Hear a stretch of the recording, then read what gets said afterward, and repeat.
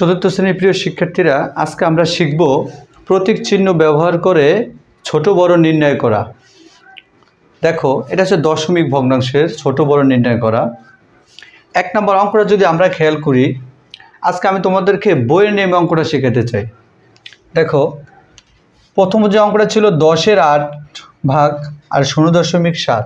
এখানে কোনটা ছোট আর কোনটা বড় এটা আমাকে নির্ণয় করতে হবে। খালি ঘরে কোন প্রতীক বসবে, বড় নাকি ছোট নাকি সমান চিহ্ন? আচ্ছা, খেয়াল করো, এখানে একটা আছে ভগ্নাংশ আর একটা আছে দশমিক ভগ্নাংশ। দুটা দুই ধরনের। আমি দুইটাকে এক ধরনের রূপান্তর করব। তার মানে হলো আমি দশমিক ভগ্নাংশকে ভগ্নাংশে রূপান্তর করে নিব। তাহলে আমরা বুঝতে পারবো আসলে কোনটা ছোট এবং কোনটা বড়। আমরা যদি এটাকে এভাবে করে নেই, এটা তো 10-এর 8 ছিল, 10-এ 8ই থাকবে। এবার দেখো, আমি এই দশমিক ভগ্নাংশকে এরকম একটা সাধারণ ভগ্নাংশে রূপান্তর করে তারপর তুলনা করব। তাহলে কি করতে হবে?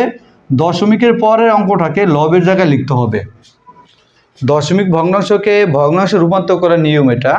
দশমিকের পরের অঙ্কটাকে লবের জায়গায় লিখতে হবে, হরের জায়গায় একটা 1 লিখে দশমিকের পরে যতটা অঙ্ক ততটা শূন্য।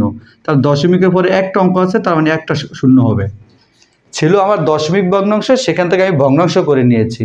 কেন নিয়েছি এবার দেখো, প্রথম ভগ্নাংশে হর 10 এবং দ্বিতীয় ভগ্নাংশে হরও 10।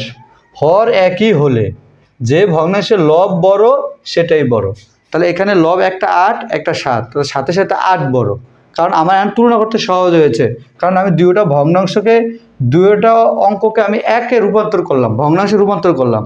রূপান্তর করার ফলে আমি দুইটা ভগ্নাংশের হর এক হইলে যে ভগ্নাংশের লব বড় সেটাই বড়। এক্ষেত্রে আমার তুলনা করতে সহজ হয়েছে। তাহলে এখানে 8 বড়, এটা বড়। তাহলে দেখো, সুতরাং আমরা অঙ্কটা তুলব আবার। 10-এর 8 খালি ঘর 0.7। এই মানে আমি ভগ্নাংশের দশমিক মানকে ভগ্নাংশ করে তুলনা করে নিয়েছি, যাতে আমার বুঝতে সহজ হয় কোনটা ছোট কোনটা বড়। হর একই হলে যেটা লব বড় সেটাই বড়, আমার বুঝতে সহজ হয়েছে।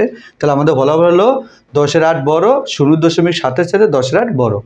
আমি যদি 2 নম্বর অঙ্কটা তোমাদেরকে দেখাতে চাই, একটা দশমিক ভগ্নাংশ একটা ভগ্নাংশ। তাহলে আমি এই দশমিক ভগ্নাংশকে ভগ্নাংশের মতো রূপান্তর করে নিব, যাতে আমার তুলনা করতে সহজ হয়। তাহলে খেয়াল করো তোমরা, দশমিকের পরের অঙ্কটাকে লবের স্থানে বসাবে, হরের জায়গায় একটা 1 লিখে দশমিকের পরে যতটা অঙ্ক ততটা শূন্য। তার দশমিকের পরে একটা অঙ্ক একটা শূন্য।